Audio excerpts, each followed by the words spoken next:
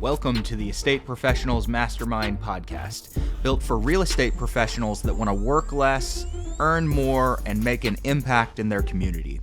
For information on how you can become part of the estate professionals community, visit probatemastery.com. What I assume, unless I can get these emails fixed, going to be what I assume is a small crowd today. For anyone that watches after the fact, if you don't see many people here, it's because my emails quit working today, and I was not able to get our weekly announcement out. So for everybody that is here, treat this kind of like a small group coaching call. I appreciate you guys being in here. We'll talk about your businesses. I may call on a few folks. Hopefully, my email does eventually go out, and we get a few other folks in here. But if not, this is your chance to, without a big stage and a whole bunch of people staring at you, this is your chance to talk about your business, where it is, talk about what your next steps are, what you guys are working on in your business. And I'll go ahead and tell you guys, just give you some food for some thought of what to ask about, what to talk about.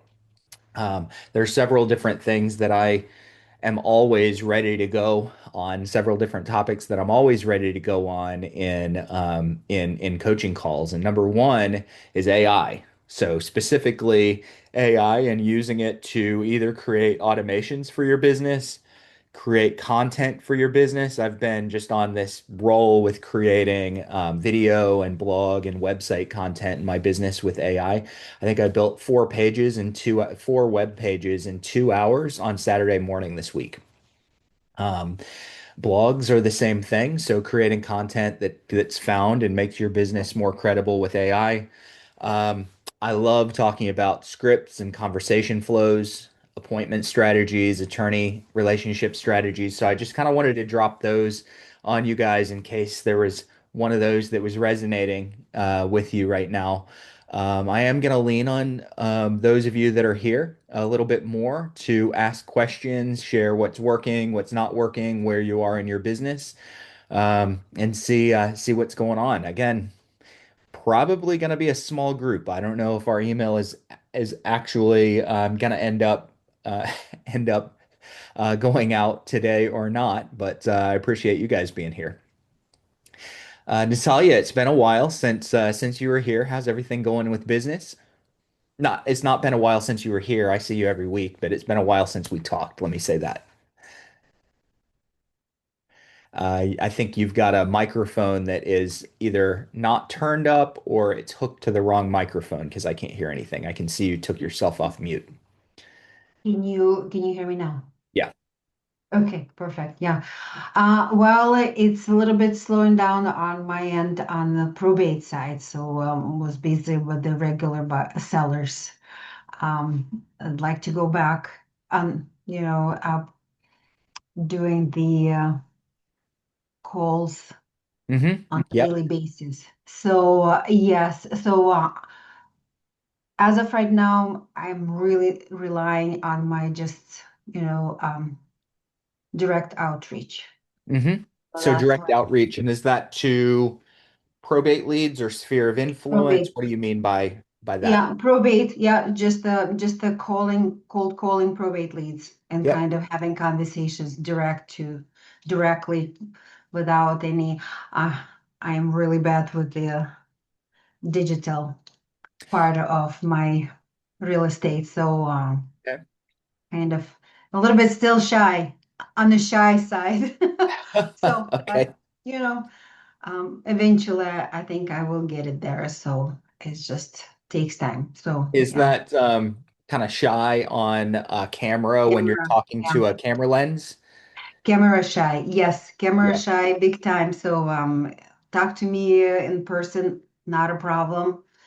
But camera shy, yes. And I Okay. think it's because of the accent. That's where I'm coming from. So which is Oh, yeah. shouldn't be a problem. But Yeah, no, that shouldn't be a problem. I mean, I think we're all a little bit self-conscious for a while. We're all self-conscious over mhm. our voice and our accent and things like that. We have a tendency. I didn't go on camera for years because I had a southern slash mountain accent. I grew up in rural, mountainous Virginia, and we kind of had our own dialect. And I got made fun of in college for having an accent. And oddly, over the years, I kind of lost it, but I had a really strong accent, and I was always very self-conscious over that accent. And it kept me off of camera for a long time. Um, Now, interestingly, accents do get better, and they do tend to kind of progressively change and potentially go away over time. But that should never be the thing. You know that. I mean, you already said it yourself. You're kind of self-conscious of it, even though you know that you shouldn't be. Like that nobody's gonna judge you over your accent. Um, they will judge you over the quality of what you have to say, and the quality is very easily overcome now. Quality issues are very easily overcome. I mean, I can give Claude a document on my business and what I want to talk about, and it can give me a 10-minute script in 3 minutes that I can just put in a teleprompter app or I can read an outline. Let me kind of talk about that briefly. And this may not be for you today, Natalia. At some point, I think it's important that it becomes something that you and really anyone else implements. Um, but there's a couple of different ways to produce content. Number one is just write a blog. It doesn't have to have a video on it. You can get your content out in written form, and if it has good SEO keywords and it has relevant subject and it's written well, it can generate leads and generate a lot of authority for you. You could put it on your WordPress site. You could go to activerain.com, which is a real estate blogging platform.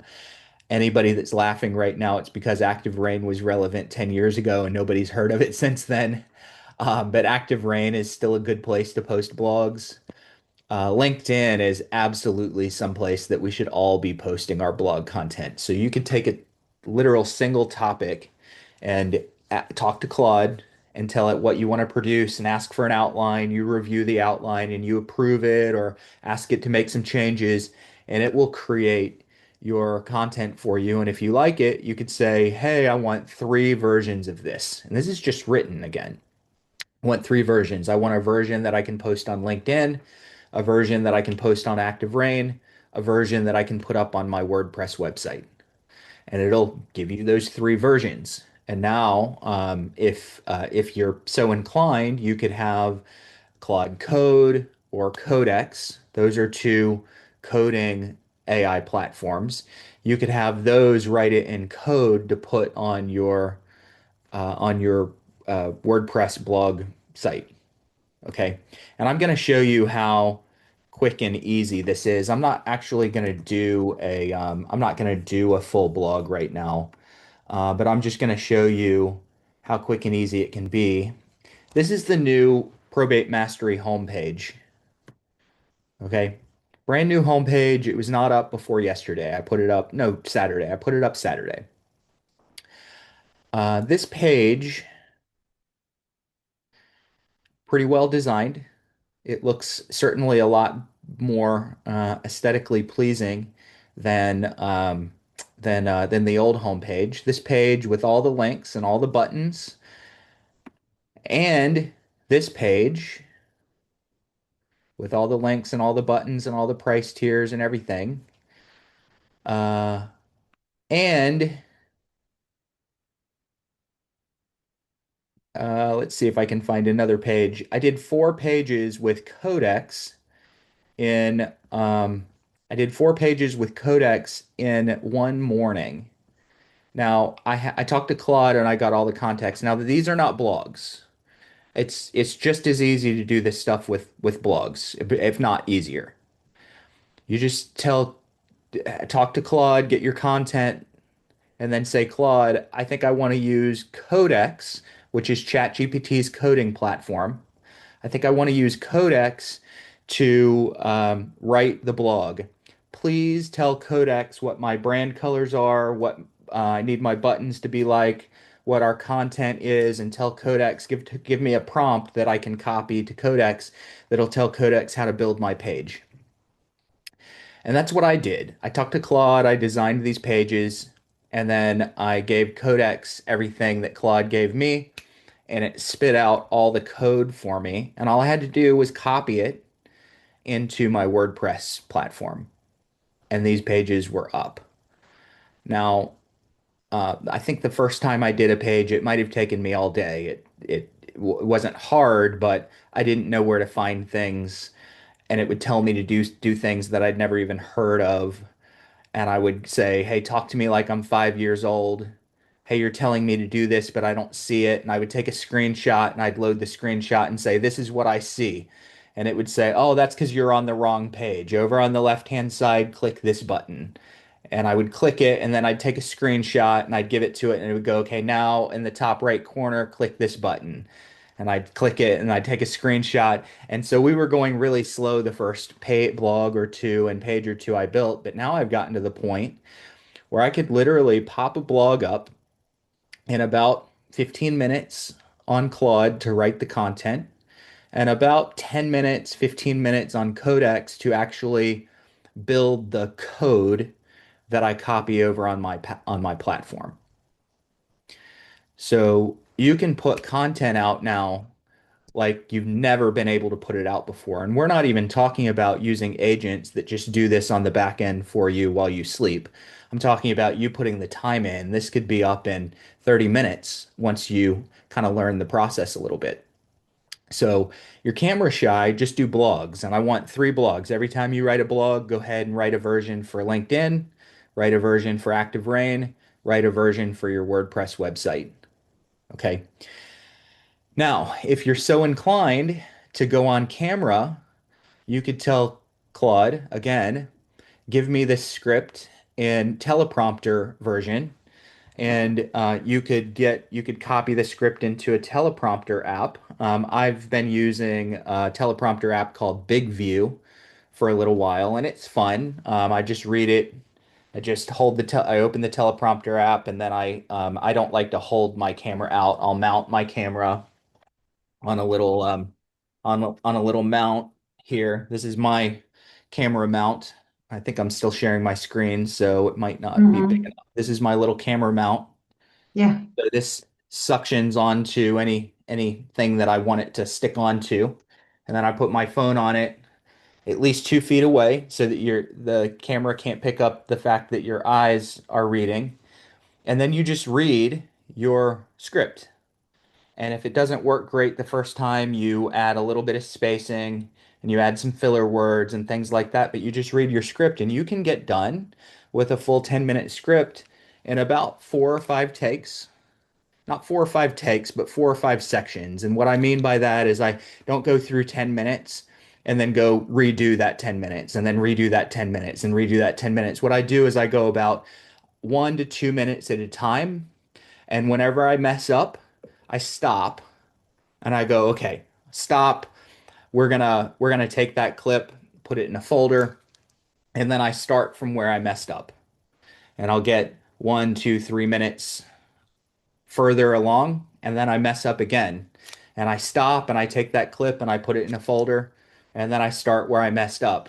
And so about 4 takes normally, 4 clips, Yeah. sections, will get me through a 10-minute video that nobody knows that I read. Nobody knows that I read it.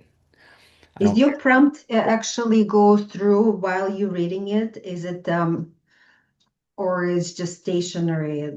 Because Big there are view, some of them that actually move along while you're reading it. right.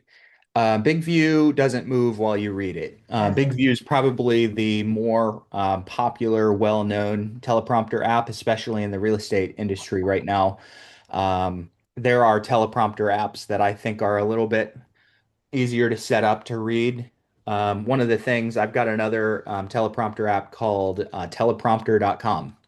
Hmm. And it's an app. I can build a script on my computer and just automatically send it to the app, which I can't do with BigView. Can just send it to the app and then I start reading. And when I stop, I just say stop and the screen freezes. And Mhm. when I verbally say start, I start again. So that's if I want to read it off of my camera. Now, for anyone that has a camera, you might get a teleprompter, um, a teleprompter assembly, like actual station, like I'm about to show you guys. And I'm looking down at my phone screen because I want to join Zoom from my phone.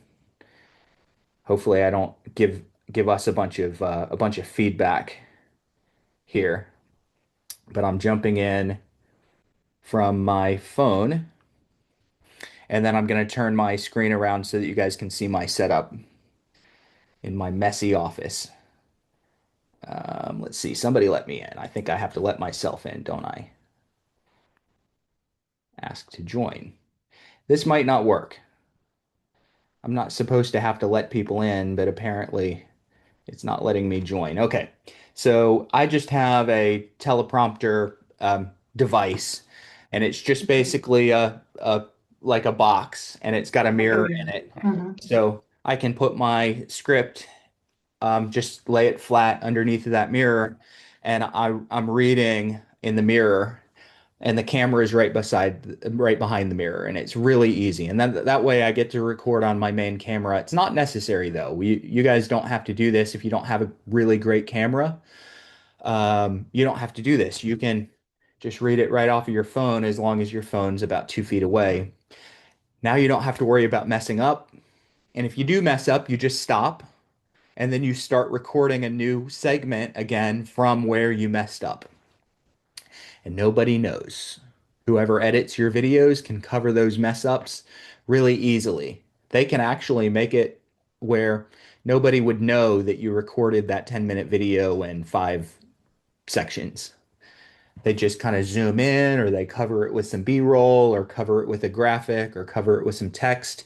They zoom in, zoom out, and it looks like one continuous shot. And the whole time you're going, I messed up like 20 times during that video read, but nobody would know because of the editors. So, just trying to kind of remove some of I'm a little bit worried about this. I don't like my accent. What if I mess up in the video? What if I can't write a good script? All those excuses are kind of gone now. Once you start using your AI, if you don't like what AI writes, edit it. At least it's a good starting point. My Claude writes really well, and I almost always go through and I tell it to fix some things. I'll be like, I disagree with this. I don't know why you explained this way. Why don't you explain it like this? And then it'll give me a new version, and it's better. And then I go, I don't like this. I do like that. Make it more like this. And then it'll give me a new version. And then it's pretty much, by the time I get to my third version of most scripts, it's pretty much exactly what I want. I put it on my teleprompter, and then I read. And then I put it in a folder, and video editors go put everything together. And while you're doing that video script, you might as well tell Claude, "Hey, this is really good. Go ahead and turn it into 3 blogs for me. LinkedIn, Active Mm. Rain, WordPress." Now, next time somebody looks for you or looks for probate help in your market, you're probably highly likely to be found, especially when your competitors are not doing content. So this is the attraction side of the business. Um, I don't know where this came from. I heard it years ago, and I've heard it a little bit more here recently, but there's really 3 different sides of a real estate business. There's a chase side of the real estate business. So you go chase prospects. You are cold calling, you're cold mailing, you're door knocking, you're trying to develop conversations with people that didn't previously know who you are. And this chase side of the business is really important. Very important. If you're not chasing, or if you're not calling attorneys and calling vendors and calling leads and door knocking and doing those things to develop some relationships with people that didn't previously know you, you're potentially stunting your growth. And I say potentially, I know. I talk to agents all the time, and you investors, it's the exact same way. I don't want to make this all about agents, but I talk to agents all the time that do no chasing, and I'll ask, how big is your sphere of influence? Oh, I think I have 30 people in my sphere of influence. Well, that's a huge problem. If you want to grow that, you're gonna have to go out and chase. You're going to have to go to networking events. You're going to have to put yourself in a place where you can meet new people. You're going to have to maybe do some cold calling. You're going to have to potentially knock on a door or two. I don't door knock, but maybe that's a way that you chase. You're gonna need to chase some relationships down. And then you get them into your sphere of influence. And once they're in your sphere of influence, even if they were a chase lead, a probate lead, a divorce lead, a networking lead, an attorney that you didn't know, once you get them out of the chase category where you now know each other, now they become your sphere of influence. And a lot of us, um, agent, no agent, you're an investor, you're an agent, it doesn't matter. A lot of us completely neglect and forget that we even have a sphere of influence. And they're never going to use you because you never nurture that relationship. So once you get them into your orbit, you need to nurture that relationship. You need to create excuses to engage. They need to see social media, valuable social media stuff from you. They need to absolutely be in an email drip campaign. 1,000% need to be in an email drip campaign. Um, they need to be invited to coffee. They need to be invited. I prefer small events. So, with hundreds of people in my sphere of influence, I can't take everyone to coffee every year. I can't do it. Now, I need to be face to face with everyone in my sphere of influence, minimum, absolute minimum one time a year. If I have 300 people in my sphere of influence that have a relationship that I want to move forward, I'd have to be meeting someone every single day, and I just don't have time to do that. So that's why I prefer small events. So every month I have a small dinner, very small dinner with people that I'm trying to really make a high impact with. So it'll be other entrepreneurs, or it'll be guys that all have this common interest, or families that all have this common scenario. And so we'll just do these dinners where I know that I'm putting people together that have that are likely to be similar to each other. Let's just say that they're similar to each other. They're probably going to get along. They're probably going to like each other. The second that I'm not talking to them, what do you think they're talking about? How do you know Bruce? Oh, Bruce sold me my house. Bruce was my agent. Bruce is the probate person that I go to. And then there's always a couple of clients there, and there's always a few people that are not clients that I want to be clients. So I want them hearing from two, three, four people, Bruce helped us with this real estate thing. And now I take that small event that I do once a month with maybe 7 to 10 people, and I'm bringing them together, and I'm getting a meaningful connection. And now one event, I can have a meaningful connection with 10 people instead of one. Um, Quarterly, I do bigger events. So bigger events could be a tailgate at a game or a concert. It might be going to a concert and then sending it out and telling everyone that that's where I'm going to be and that I'd like to see them if they've thought about going to the concert or they've thought about going to the game where we're getting together. Okay, it doesn't mean that I have to pay for it. That quarterly bigger event could be a social gathering, a cookout, a day at the park, a day at a movie theater. This is not something that I've done. The movie theaters are, a lot of coaches talk about that. You rent out a theater and then you invite everyone for a movie day. Um, so that's kind of an example. But I'm trying to plan something where I can bring a huge portion of my sphere of influence. So I'm normally at those quarterly events getting 30, 40, 50 people together. And I don't want it to be so big that I can't actually rub elbows with everyone, but I want it to be big enough to where they have to talk to each other. My vendors that co-sponsor those with me get out and adopt my sphere of influence as their sphere of influence. Now, in return, here's what I'm asking vendors, because these bigger events, they take a little bit of money and a little bit of coordination. So I'm getting maybe an insurance person, a lender, an attorney, who else? Financial advisors, anyone that would want my audience, and maybe be able to adopt them, inviting them with a rule. Number one, you have to buy something. So if we do it maybe in the courtyard of a brewery, you have to buy a, a round of drink tickets, or you have to buy sandwiches and bring them, or you need to pay for this. Number two, you can't pitch your business. You're not there with your banner. You're not there with your business cards. You're not there with the table set up. You are there as one of my friends that just so happens to be my financial advisor.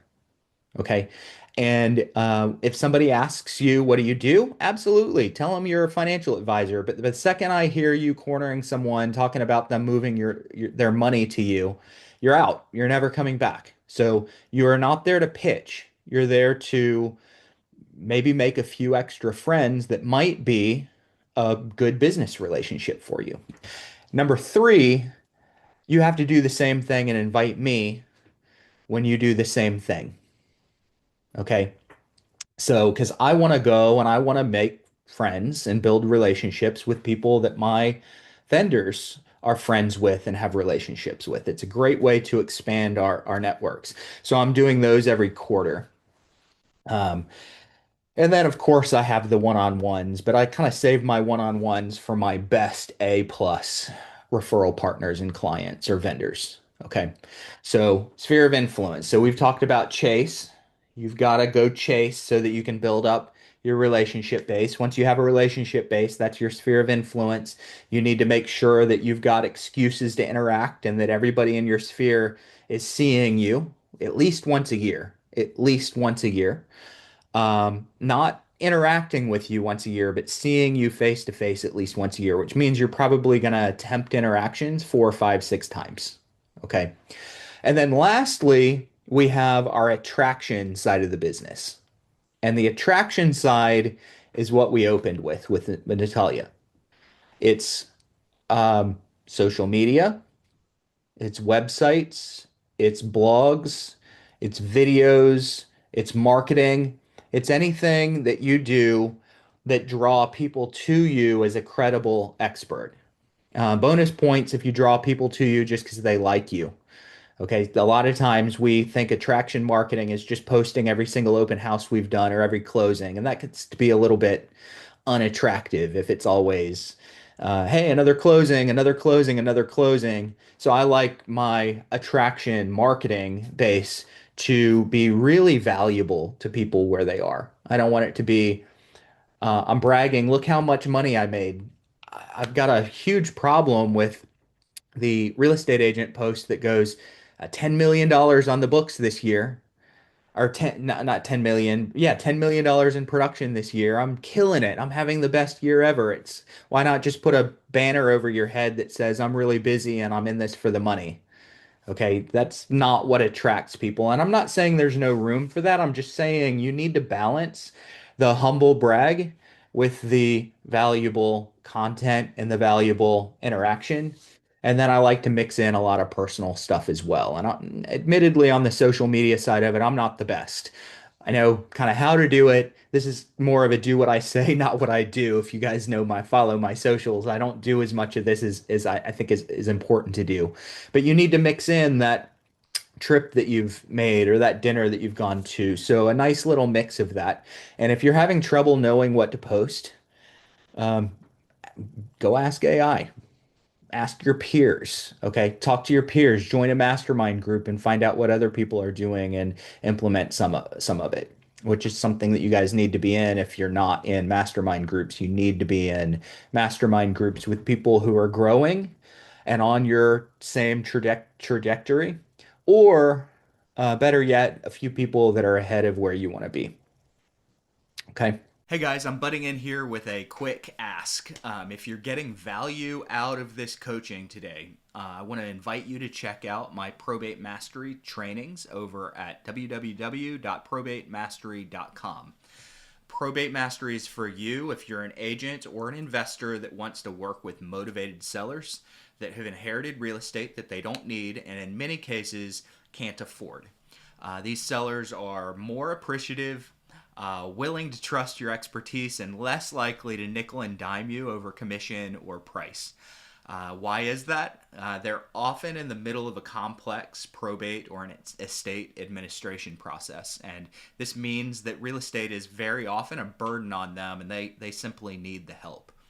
Inside of Probate Mastery, I teach you exactly where to source your leads, how to establish value, and offer your service in a way that quickly makes you, as the professional, your market's expert in the probate space.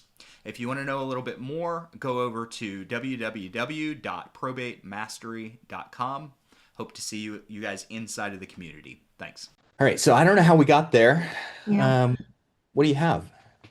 Well, actually, you know, the last thing you said about trajectory and be with the people the same minded. I am with the brokerage that's pretty much a very small brokerage, 100%. So pretty much they do have support. You could give a call and ask a question and they will support you. I love it. But overall, pretty much nothing going on. So where to go to find those groups that are actually like me? I'd like to prospect, but because I'm on my own, on my in my four walls Hmm. office, this kind of sometimes you just it's not that complicated to prospect, but this is just something is just keeping you away from it. And I'd like to find a group who could actually be the same driven as me, so it's kind of pushes me, Hmm. do what you're supposed to do in real estate. Yeah. Where do you? I want to hear from some Minnesota. other folks on where you guys have found your masterminds. While I'm waiting on a few people to maybe say where you guys have found your groups that drive you, and I've got a few. I'll show you. First thing I want to do is jump over and give you a little peek at the things that I'm tracking when I do meet with my mastermind. So then we'll go to where I go. But first, I want to see if other people are in groups, and if you are, how have you found them? Where have you where have you joined them? Like what are your goals? So first thing, in any mastermind, I think we all need to be tracking a few activities. So this is my tracker for activities that I'm accountable to my group to follow. So how much time did I spend developing my business? So every week, did I set time aside to build systems and assets into my business that are going to work for me in the future? So I track this every week. How many prospecting conversations, not how many hours prospecting, but how many prospecting conversations did I have with people that I didn't previously know? How many leads did I add to my pipeline? I.e., I think that there might be a deal here in the next 1 to 18 months. Okay, so how many people did I add in my pipeline that I think that there's something coming in their real estate world? Okay, how many personalized marketing touches did I send out this week? How many vendor meetings did I have this week? How many vendors did I move to a Zoom interview or an on-camera interview?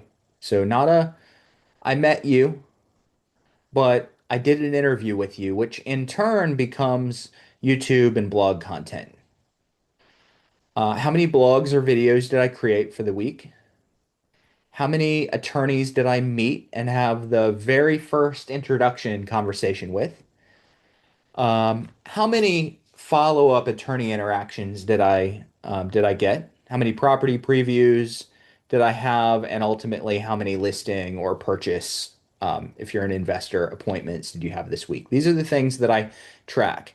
And I don't need to do every single one of these this week, but I need every single one of these to um, get some love. if I go through, and I recently went through and reset my entire board, so I'm 2 weeks into my entire after this reset that I've done for my business.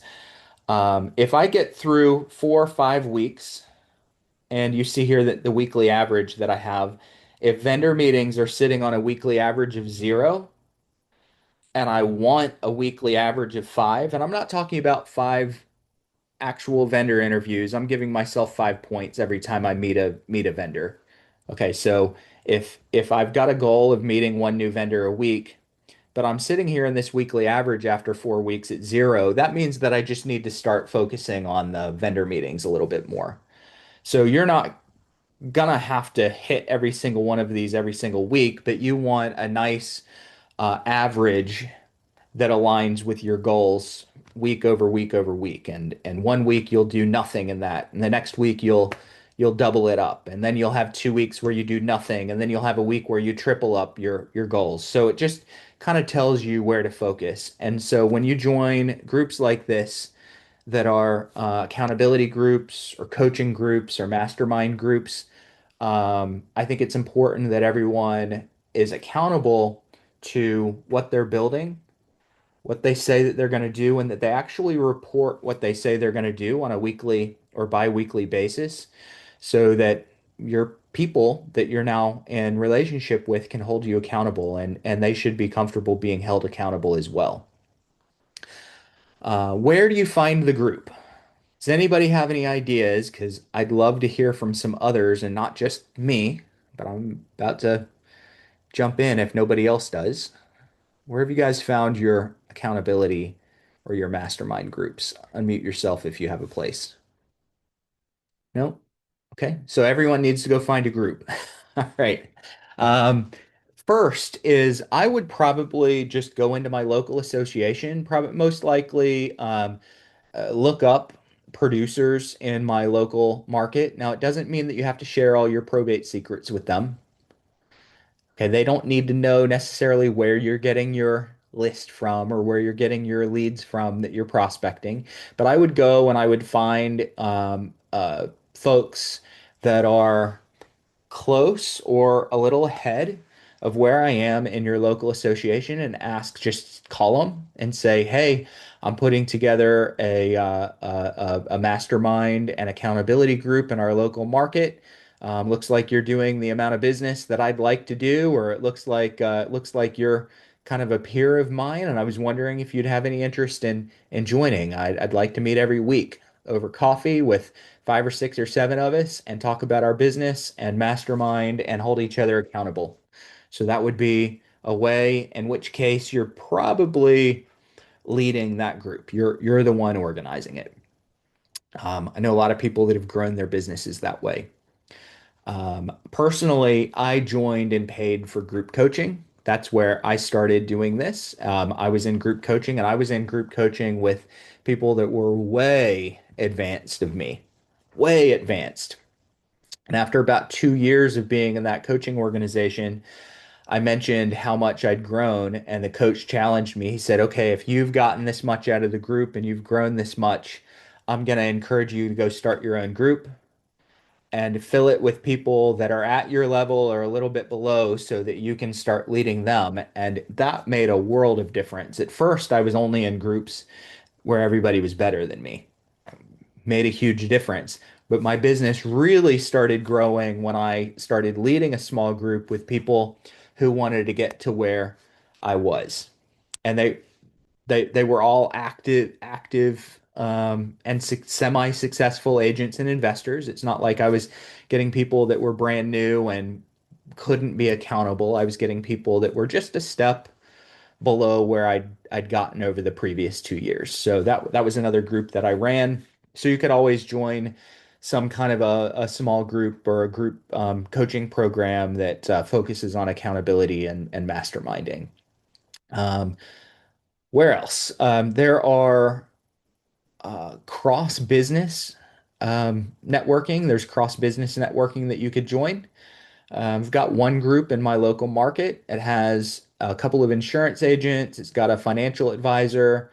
It has a couple of attorneys. It's not a BNI. But we get together once a month and we network and we specifically talk about, as business owners, growing our business. And I report my numbers to them, even though my numbers aren't the same things that they're tracking in their businesses. But they've come up with things that they're tracking in their businesses that they're accountable to us as business peers, even though we're in different industries. So we meet once a month over that. And that's something that I organized. Sometimes you have to go organize it. Um, if you don't organize it, you're probably gonna pay for a group that somebody else organized. That normally comes in the form of like small group coaching or something like that.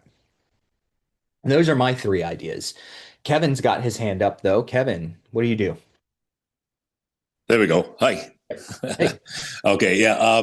We had my group started off. My mastermind group started off as a role play group, and then we started to role play. And then we started asking questions, troubleshooting, marketing ideas, all that different stuff. And that's what it, that's what it is now. It's about 20 minutes of role play, 8:30 on Tuesday.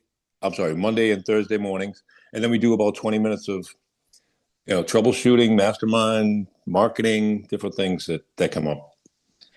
yours So is probate oriented, is that correct? primarily, yeah. Okay, so you got your group most likely out of Probate Mastery alumni Facebook community, I'm assuming. Yeah, yep. Yep. So those are two large Facebook groups that are already established. Two, Probate Mastery alumni. Hmm. Natalia, that would fit you. Just go in that group. And it's my fault that that's less active now than it was before. I'm gonna revive that, but I would look for some people there. Or anyone that's looking for one of these and you haven't taken Probate Mastery yet, you may want to go to the Estate Professionals Mastermind Facebook group. That's our free Facebook group that kind of catches everybody, and it's semi well engaged. There's interaction there, and there's a bunch of people on that Facebook group that would be looking for something like this too. So if you want sort of a probate oriented group with folks that are not likely to be peers of yours in your local market, I would go on one of those two pages or one into one of those two groups in Facebook.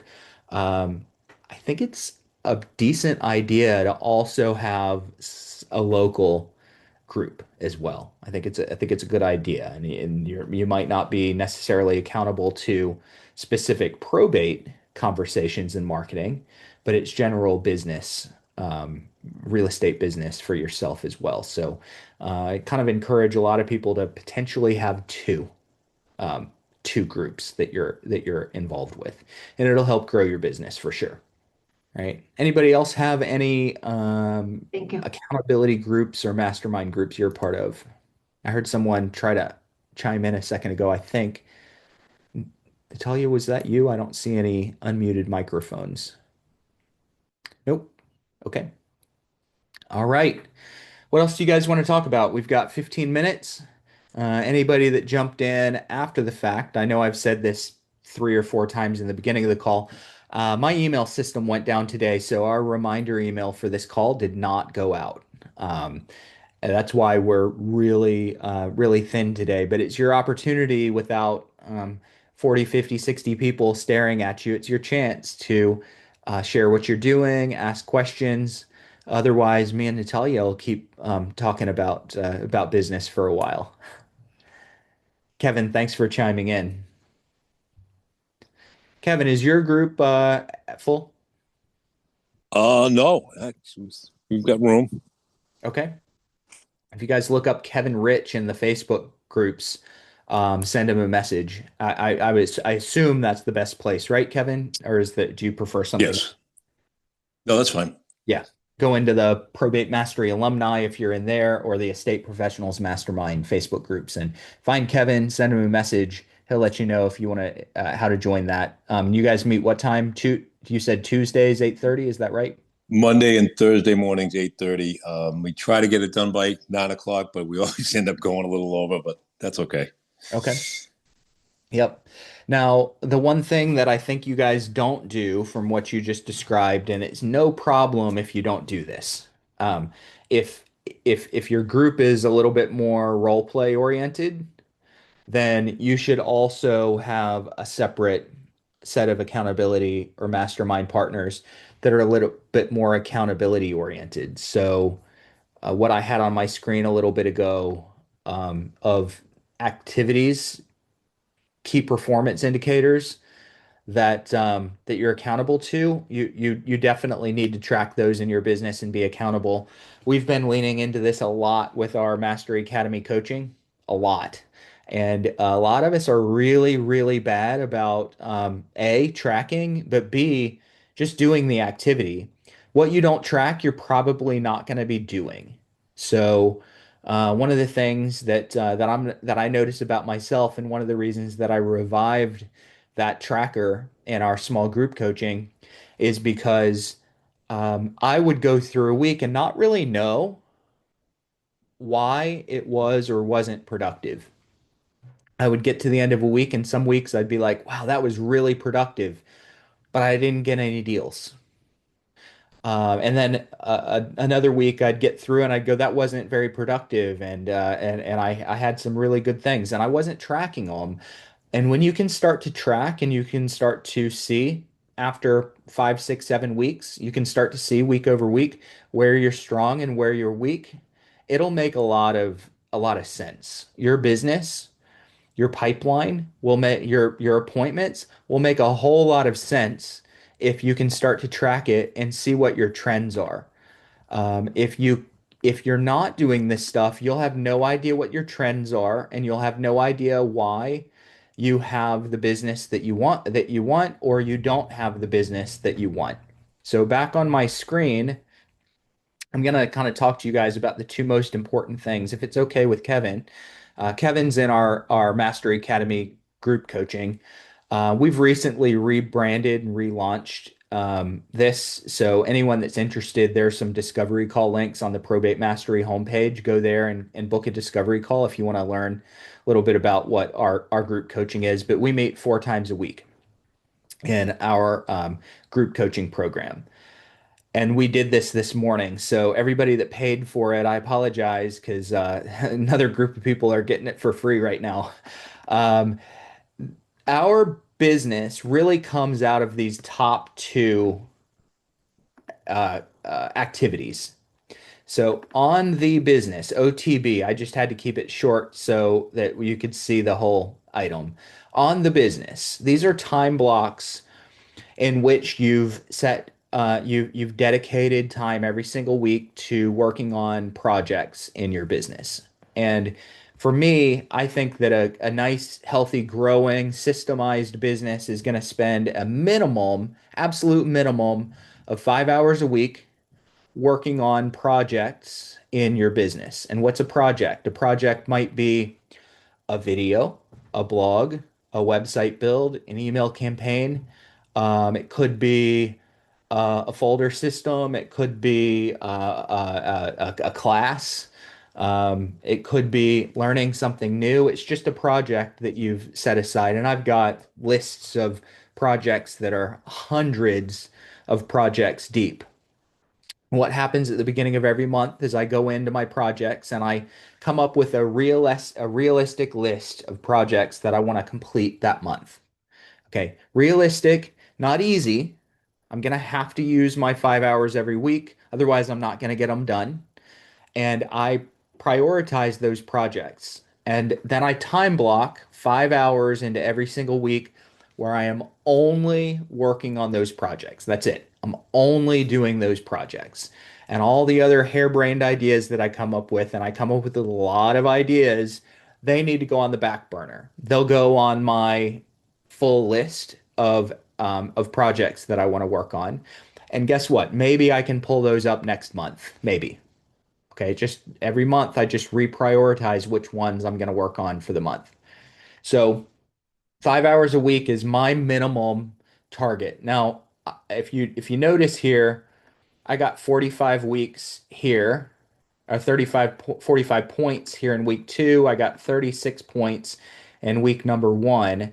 I give myself 3 points for every hour of dedicated time that I spend working on my projects. So every hour of dedicated time, I'm giving myself points. So if I do 5 hours, I get 15 points. If I get 45 points, that means that I spent 15 hours on projects this week.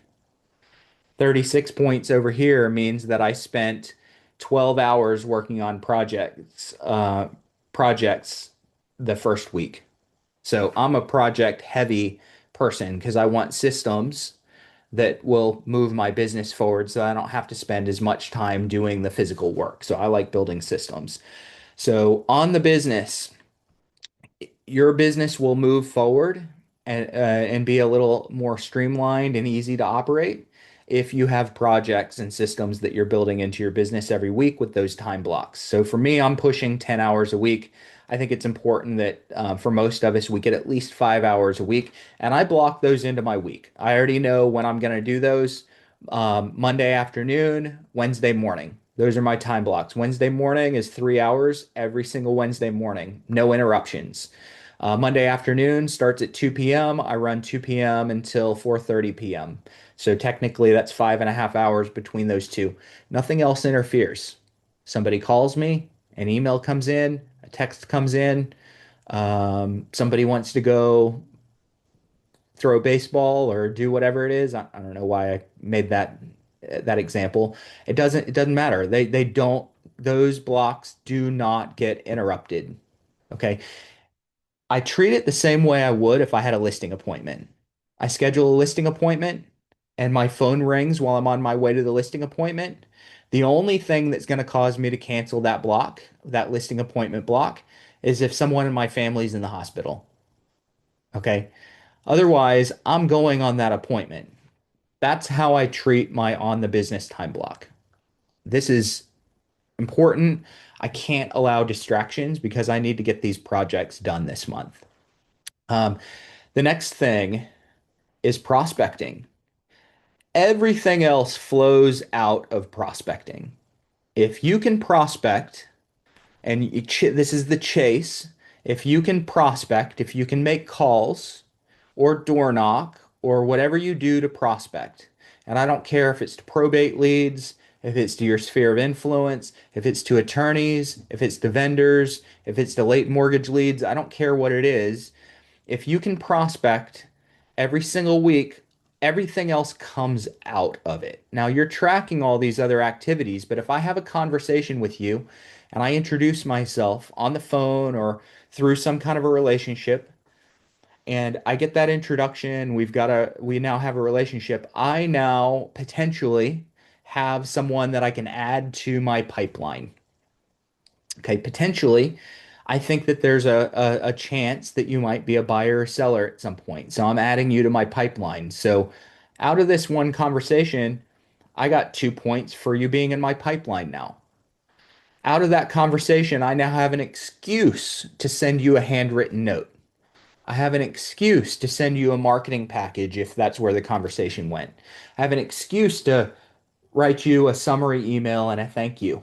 These are personalized marketing touches, things that where I was thinking about you individually and I sent you something. So that's an excuse. If I didn't have the prospecting conversation, I don't have anyone to send a touch to. I don't have anyone to put in my pipeline.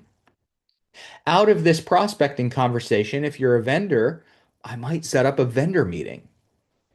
If I set up a vendor meeting, I might get a chance to actually interview you on Zoom and put it on my YouTube.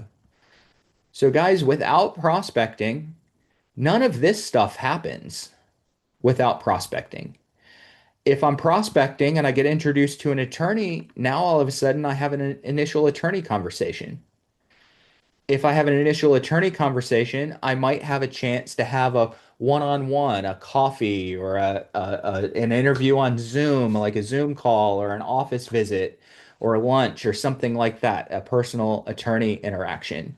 If I prospect, I might get a property preview. If I prospect, I might get an appointment. So if all these things are lacking, I can tell you that it almost always comes out of this prospecting. Now, I'm tracking all these activities every single week, but if they're zeroing out week over week over week, I can normally tell you that it's because your prospecting is zeroing out. If you prospect and you have conversations, these things all follow naturally. If you prospect and have conversations and these don't follow, it's a training thing. So if you're prospecting and you're having conversations and they're not naturally leading to activities and everything else, then you just need to role play a little bit more and train a little bit more. So I'm just going to encourage you guys, if you don't know where to start with tracking your business, start with these two things. How much time did you spend developing your systems and working on your projects that you pre-identified at the beginning of the month? And how many prospecting conversations did you have? Those could be inbound prospecting conversations or outbound, as long as it's someone new that you didn't know. This could also be going to a networking event and meeting someone new. That's a prospecting conversation. You meet someone new by going to a networking event. You find out that they might be a lead in your pipeline. You put them in your pipeline. You send them a handwritten note. You arrange a vendor meeting. You arrange to meet them on Zoom. You write a blog about their business. They introduce you to an attorney. You have an initial attorney conversation. They agree to have lunch. You get this. They refer you a deal. You get a listing appointment. Okay. So again, everything flows downhill from the prospecting, the new conversation. And again, I'm not saying that it has to be a new conversation based on a cold call. It could be a new conversation from a networking, from a referral, from an introduction. It could be as long as there's a new conversation with someone that maybe you didn't previously have a relationship with. So work on this and work on this, and the rest will kind of fall out of it. Right. And this is what I want you guys, if your mastermind and accountability groups are not focused on this, go find one that does focus on it. So Kevin's perfect example. His focus is more on role play. Very, very important. Join one of those. Very important. Masterminding. Join one of those. But someone also needs to be holding you accountable, and you need to be accountable to someone else or a few people who are all reporting and accountable and tracking their activities that are going to lead to results. All right. Anybody else? Hopefully that makes sense. How many of you have tracked things like this in the past? Yeah, I Probably definitely have. you have. Yep. Yeah. Whose iPhone? Um, Hi, I'm Joshua Chupek. Um, Joshua. Yeah. yeah, me and my dad, we are part of a probate mastery group out of California. We're Hmm. licensed in Michigan and California. Due to the time change, it's a little different. You know, I'm sure you guys have similar problems going back and forth, 3 hours difference. We're going past lunch and they're starting their day. But it definitely helps getting out there, just going through a script, trying it. Don't be scared to fail. We always learn that just going through it and trying, that's the best part. Yeah. Imperfect action is better than a perfect inaction. That is such a good thing. I This morning we were meeting. Our one of our groups meets at 11 on Tuesdays Eastern time, and we've got a guy in that group named Greg Moss. Some of you all know Greg. Greg is uh, an action taker, and Mm, Greg kicked over a series of videos the other day that I've got some VAs that are working on the edits, and we kind of reviewed his videos and talked about what he might want to tweak and change on the next video. And someone goes, "Greg, are you going to redo those videos?" And he said, "No, I'm just going to get as many videos as I can out." And he referenced Alex Hermosi and how Alex says your first 100 videos are going to suck, and then they're going to get really good. You've just got to get through the 100, and don't give yourself an excuse to take them down. Guys, my first videos still live online. Now, I don't really remember what platforms they're on. I still find them from time to time. I don't know how to take them down if I wanted to, but I'm not taking them down because they are a testament to where I am. Okay. My first two videos were in 2015 or 16, and I'd never done video before that. And in 2015, 2016, I had had years where I personally listed 100 houses and managed 100 listing transactions a year without an assistant. So I knew how to get business, but I'd never done a single video. So it just goes to show you can be really competent in one area and really bad in another. And I was really bad in video. First video I did, I drove to Roanoke, Virginia. I met with Chad Corbett, and most of you guys know Chad. I met with Chad. We went down in his basement, and he had a green screen, basically a green fabric wrapped up from the rafters all the way around this little cube with a light and a whiteboard. And I wrote down my talking points on a whiteboard, and I just wanted to record one 2 minute video, 2 minutes. And it took 5 hours to get those 2 minutes done. 5 hours and probably three or four shots of bourbon. Okay, because after 4 hours, he went, "You're not making any progress. Hold on a second. Drink this. You got to lighten up." It was terrible. And those videos live. I did two that day. Those videos live online somewhere. And every now and then I find them. And next time I find them, I'm going to try to save where they are, not so I can take them down, but to show how bad they were and how Mm. long it took me to do those. So you have to take imperfect action and you live with what you produced. You live with it. Why? If you don't, you'll always have an excuse to take the next one down. Okay. Maybe you put a video up and tell you, okay, maybe you put a video up and you hate it so much, but you have to leave it up until you've produced nine more. And then you have the permission to go take that first one down. Okay, so put the first bad one up and give yourself a reward. I get to take this embarrassing video down once I have nine more out. And then I do nine more and I get to go take the next worst one down. Okay, so Uh, gamify I it a had little a bit. video where I actually swore, and I didn't know that I swore, and it went live, and I deleted it immediately, and everybody said, "Why did you do that? It was so funny." I was like, "No," I was like, that's the way it is. And It's the way I it guess is. yes, as you say, it's better be in not perfect, but there. Yeah, what Joshua say? What was it that you said a second ago? Imperfect action beats perfect on action, basically. Inaccurate. Yeah. There's a couple Yep. different ways to say it, but also what you're to add what you're saying, it's genuine. We live in a day and age like we just went over of perfection of media putting out. And so we're fighting over the slop of people that are just ask ChatGPT with no understanding of the market or what probate is, and just putting that out without really having their touch. So making those slips, not having the best image, it makes you more relatable because we want to be approachable. At the end of the day, we're helping people. They're in the darkest times of their life, most likely. Hmm. Absolutely.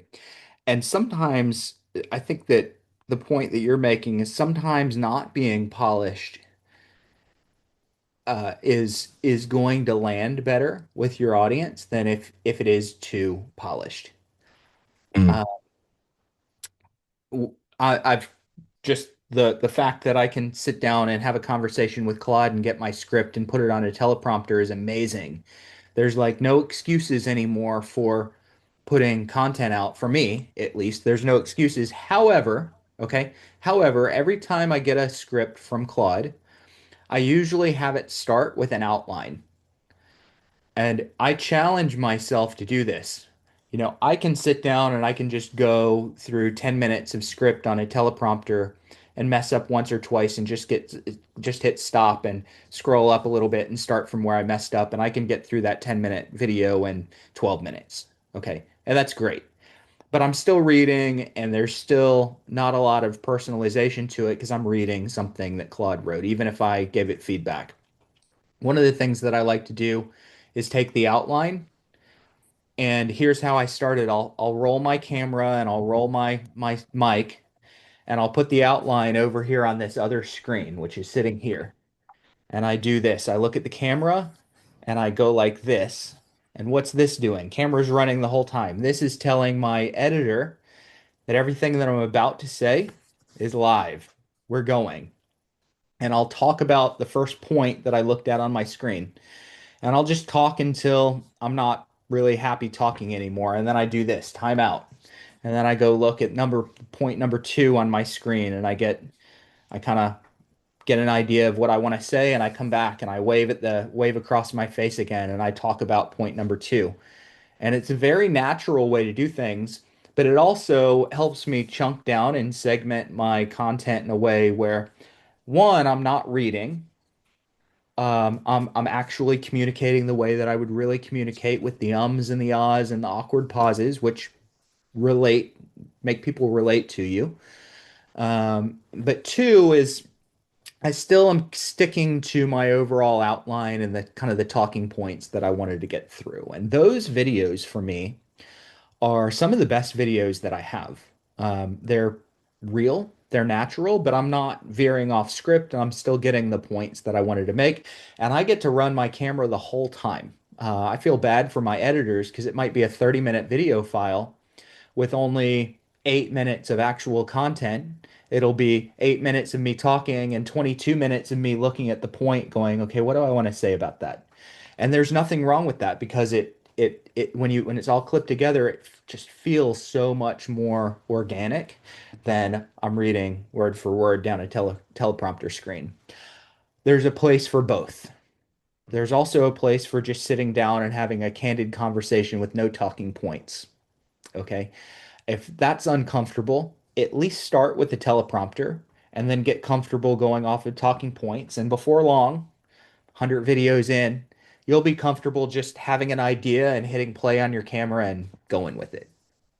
Um, but take it in steps if you're starting kind of as a newbie and a little bit intimidated by the camera lens. All right. We are over time, folks. Any last talking points or questions or anything that you guys have? I've got a coaching call that I got to jump on in 7 minutes, but I've got a couple of minutes if anyone had anything. Thank you so much. Now that was very informative. Good. Glad you were here, No, and no. I'm kind of glad that we that my emails messed up today. I will try to figure that out by next week because I can't have announcement emails on this coaching call not going out. But I'm kind of glad because it gave a little bit more room to go a little bit deep. All right, folks.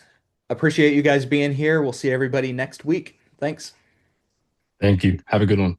You too.